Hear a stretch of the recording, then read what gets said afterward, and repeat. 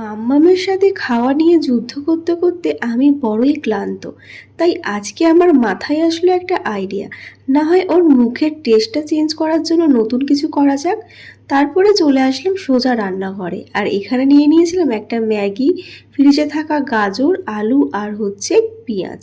এই কটা জিনিস দিয়ে আজকে একটা নতুন রেসিপি ট্রাই করতে আসলাম। কড়াইতে দিয়ে দিলাম সামান্য পরিমাণে তেল আর কেটে রাখা ভেজিটেবলসগুলো।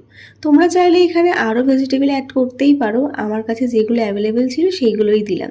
একটু ভাজা হওয়ার পরে এর মধ্যে অ্যাড করেছিলাম নুন, হলুদ আর সামান্য ব্ল্যাক পেপার। আমি কিন্তু এখানে ম্যাগি মশলাটা ইউজ করছি না, কারণ বাচ্চাদের পক্ষে কিন্তু ম্যাগি মশলা খাওয়াটা একদমই ভালো না। তাই ম্যাগি মশলাটা ছাড়াই কিন্তু এটা আমি হালকা ভেজে নিলাম। তারপরে কিন্তু এর মধ্যে দিয়ে দেবো জল। জলটা দিয়ে একটু ফুটে আসার পরেই কিন্তু এর মধ্যে দিয়ে দেবো ম্যাগিটা।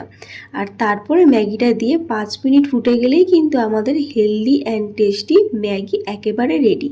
আর অবশ্যই এটা একটু সুপি সুপি নামাবে, তাহলে কিন্তু বাচ্চারাও খুব ভালোভাবে এনজয় করে খাবে। যদিও ম্যাগিটা কিন্তু আমি মামামকে সেরকম একটা খাওয়াই না, তবে ও যেহেতু একেবারেই কিছু খাচ্ছে না, তাই এটা একটু ট্রাই করলাম।